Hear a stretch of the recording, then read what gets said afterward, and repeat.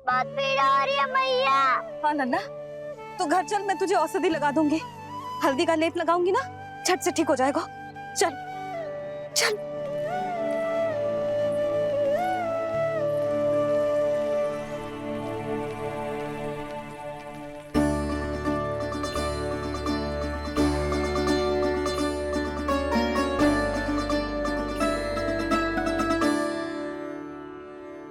बस लल्ला बस, रो मत। चल चल चल आजा, अभी औषधि लगाऊंगी ना, तेरी सारी पीड़ा लुप्त हो जाएगी।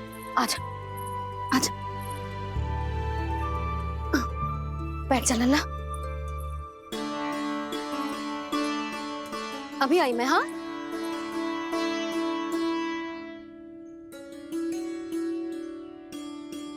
मैया। अरे तो अभी तक रो रो है? क्या कह रही थी सारी गोपियां, बता। के मेरा लल्ला श्री नारायण का अवतार है, दिव्य है, भगवान है। और जो भगवान इतनी छोटी सी चोट पे रोते हैं क्या? इतनी तो लगी भी ना है तुझे, जितना तो तू आ ऊ कर रो है।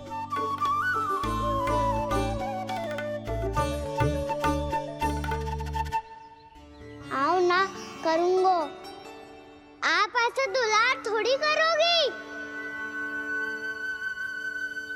ओहो, वृंदावन का गौपालक जे इतनी छोटी सी चोट पे रोता है ना? गोप बालकों का मुखिया इतनी छोटी सी चोट पे रोता है?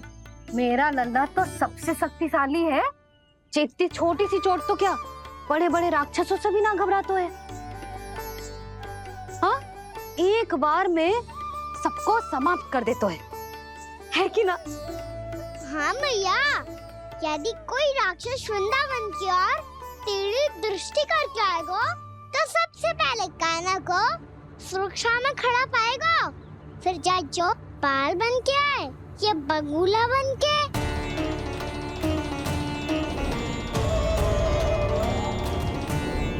ना लल्ला, सोचो भी मती, वृंदावन की सुरक्षा करना तेरा दायित्व ना है। तुझे और कोई संकट का सामना करने की आवश्यकता ना है। अभी तो मेरी पीड़िता का हरण कर रही थी, अचानक से क्या हो गया मैया को? कोई आवश्यकता ना है तुझे ऐसे संकटों का सामना करने की। आने दे आज तेरे बाबा को, सीधा सीधा बोल दूंगी। बहुत हो गए उनके तर्क वितर्क। मेरा फूल सा लल्ला वन में अकेले गौचारण के लिए ना जाएगो। आज बगुले ने निकल लियो, कल कछु और हो जाए तो? नारायण ना करे, कहीं कछु ऊंच नीच तुझे कछु हो जाए तो?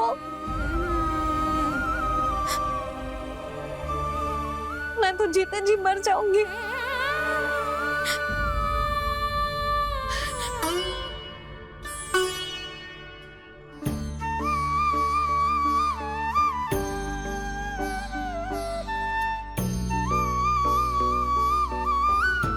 वीर लल्ला की वीर मैया इतनी सी बात तो रोती है क्या? क्या करूं कान्हा, तुझे ऐसे बार बार संकट के मुंह में जाते हुए ना देख सकती मैं। तो फिर मैया मैं वचन देता हूँ, आज के बाद मैं गौचारण के लिए तभी जाऊंगा जब आप आज्ञा दोगी। पक्का? छल ना करेगो ना मेरे साथ? मैंने कब छल करो मैया? अच्छा ठीक है, ना करूँ छल। यदि आपसे पूछे बिना बाहर निकलो तो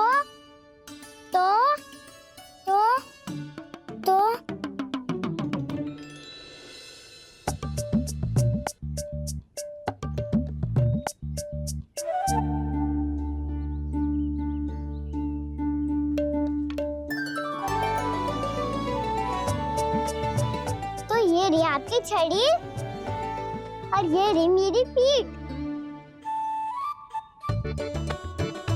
सेक देना तापर तोड़। ठीक है, जब तूने अपना दंड निर्धारित कर ही लियो है तो सोच ले, अब अगर तूने मेरी बात ना मानी तो तोड़ तोड़ छड़ी पड़ेगी, समझ आई?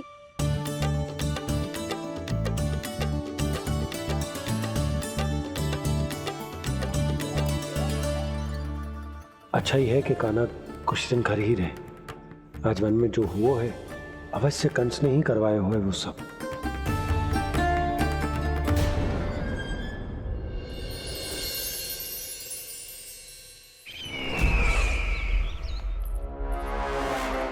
आपका ये धनुष तो सबसे अधिक शक्तिशाली था महाराज, ये कैसे टूट गया?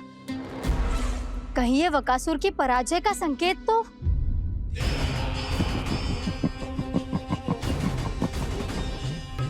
प्राप्ति, लगता है तुम्हें शुभ समाचार मिला नहीं। उस बकासुर ने उस विष्णु अवतार को जीवित ही निगल लिया है। अरे अब तक तो उस नन्हे से बालक को पचा भी चुका होगा वो। उसके तन में रक्त बनकर वो विष्णु अवतार और उसकी शक्तियां दौड़ रही होंगी। क्षमा कीजिए महाराज। क्षमा कीजिए, इस अशुभ से मुख से शुभ समाचार आने दो। माथे के बल को ढीला करो, चेहरे पर मुस्कान लाओ और कहो, महाराज, वृंदावन में मातम फैल चुका है। मैं ऐसा ही करता महाराज, यदि सूचना सत्य होती तो।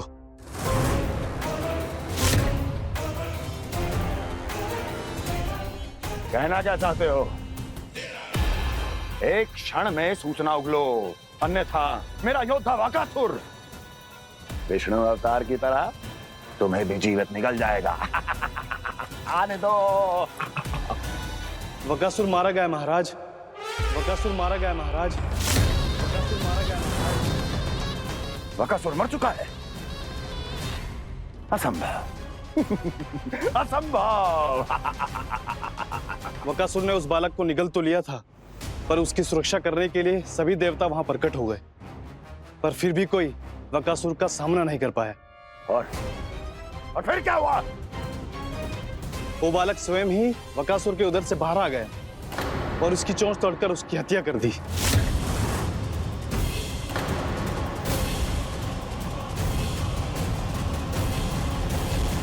वन में बकासुर की चोंच टूट गई और यहाँ आपका ये धनुष।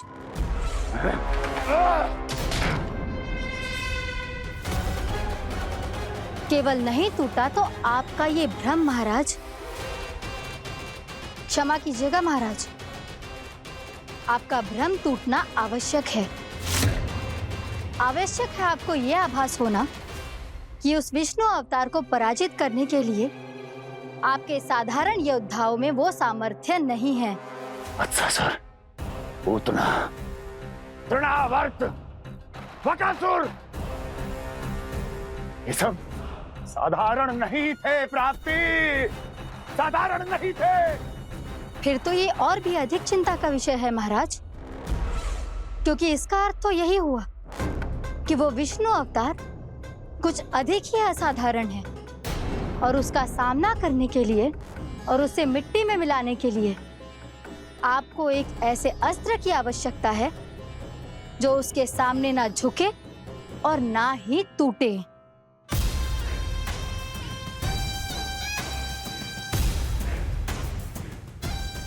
तो फिर मैं ऐसा ही असतर ढूंढूंगा, चाहे आकाश पाताल एक क्यों ना करना पड़े मुझे, 10 दिशाएं 14 भुवन क्यों ना नापने पड़े मुझे। मैं उस असतर को अवश्य ढूंढ निकालूंगा जो उस विष्णु अवतार के प्राणों की डोरी इस धनुष की तरह तोड़ सके।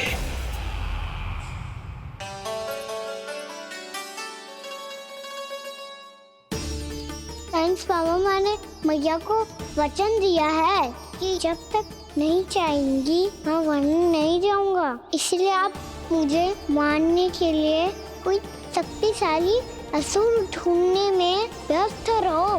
कुछ दिन तब तक मैं व्यस्त रहूंगा। अपनी मैया की सेवा करने में।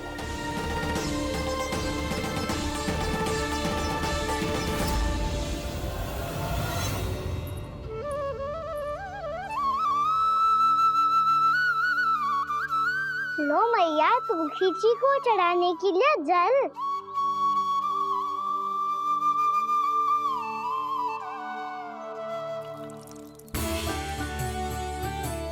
लो मैया, और आटा।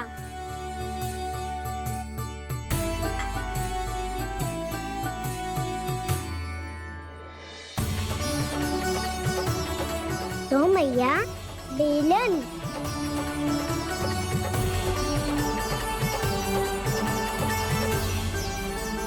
ले तनिक खा ले।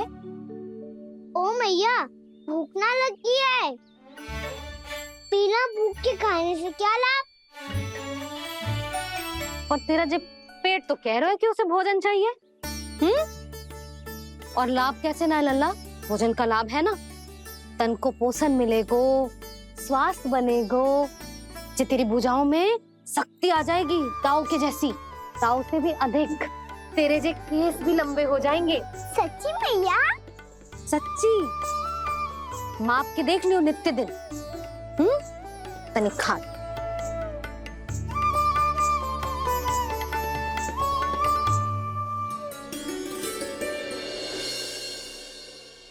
मान के मैया का कहना, छक के भोजन खाते हैं,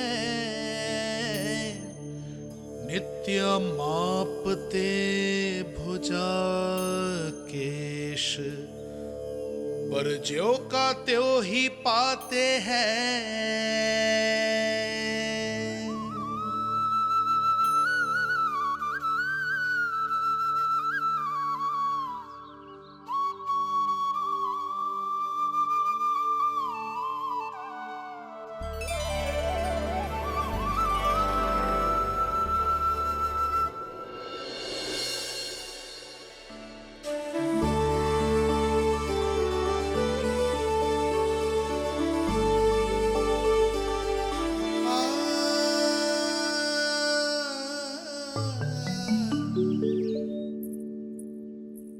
ले लल्ला, फल खा ले।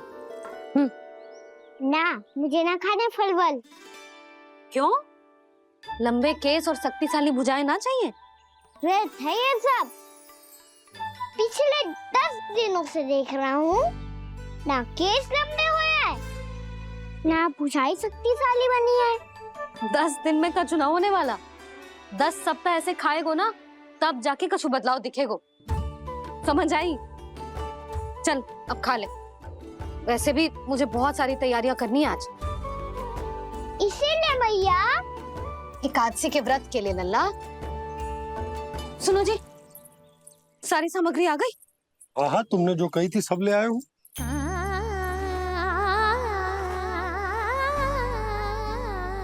इसमें नारियल तो है ही ना, उसके बिना मैं एकादशी की पूजा कैसे करूंगी? यशोदा, मैंने भोला से कह दिया, वो लेकर आते ही होगा। घबराओ मत। कैसे ना घबराऊं जी, आपको पता है ना एकादशी का व्रत मेरे लिए कितना महत्वपूर्ण है। पतो है। अरे इसमें तो दिए भी ना है। दिए ना है? अब मैं अभी लेकर आता हूँ। आप रहने दो, मैं ही लेके आती हूँ।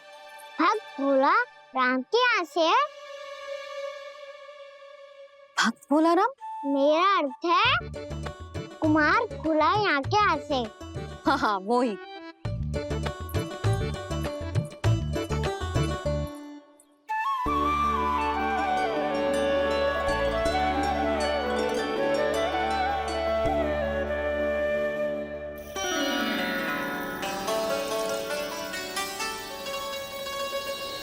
श्री हरि, श्री हरि, मेरे श्री हरि।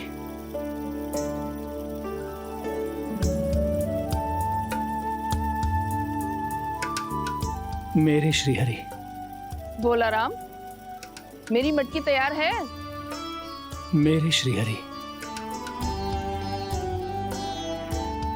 मेरे श्री हरि।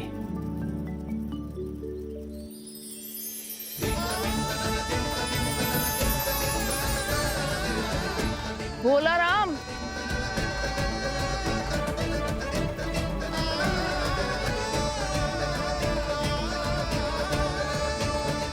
भोला काका, ओ भोला काका।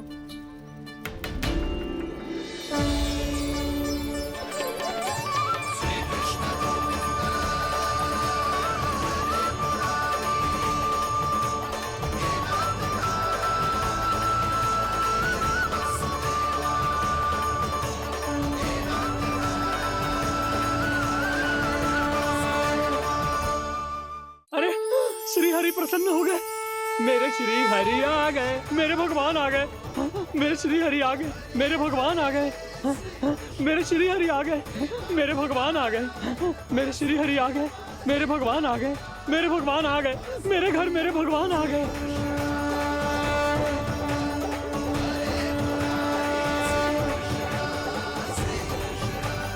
मेरे घर आ गए, मेरे श्री हरि आ गए, हाँ मेरे श्री हरि आ गए।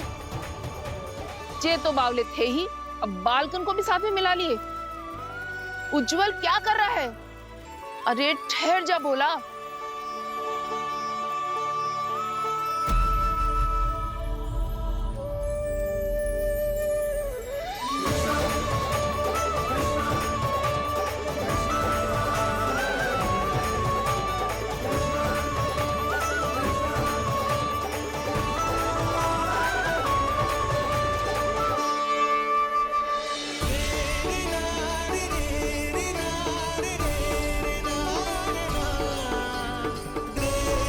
तुम प्रेम से बुलाओ, आएंगे हरि भी।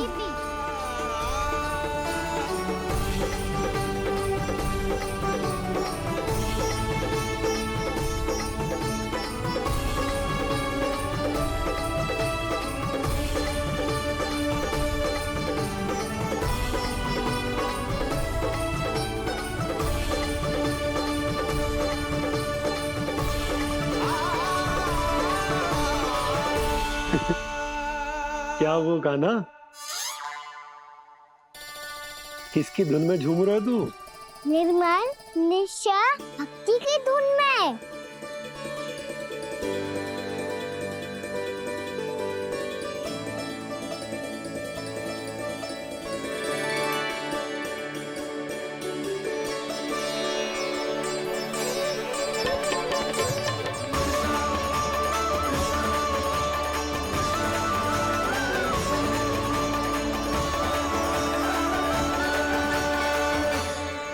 अरे क्या हो गया इन्हें?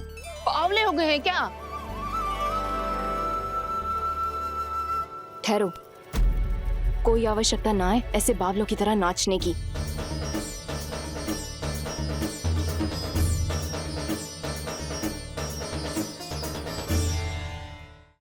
जे बावले ना है मौसी, भक्ति में रम गए हैं। बस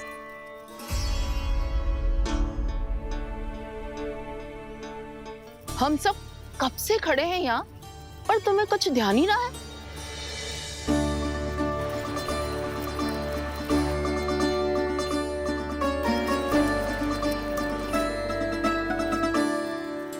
नाच गाने में ऐसे मगन हुए कि हमें देखा भी ना।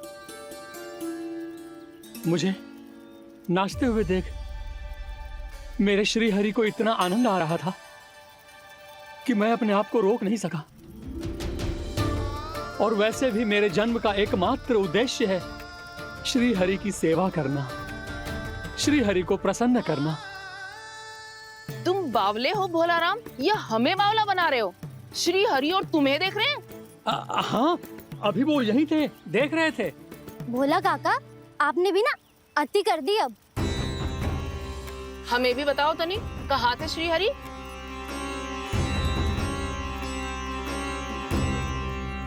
ना जाने अपना उपहास करवाने में क्या आनंद आता है इन्हें।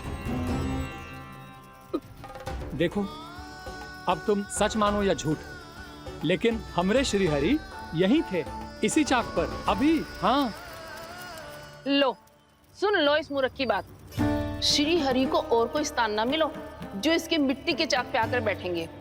श्री हरि को और कोई स्थान ना मिलो जो इसके मिट्टी के चाक पे आकर बैठेंगे। श्री हरि को और कोई स्थान ना मिलो जो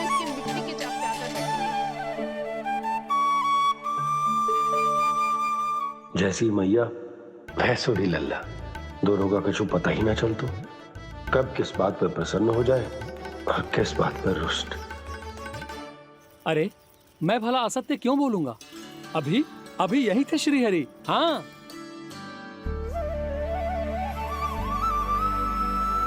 हाँ, जैसे श्री हरि को तो कोई कार्य है ही ना, वो तो आतुर होके बैठे रहते हैं कब तुम हरि हरि बुलाओ और वो दौड़े चले आए। भगवान तो भक्तों के पास आने के लिए सदैव आतुर रहते हैं, बल्कि सत्य तो यह है कि भक्तों के मन में ही निवास करते हैं भगवान।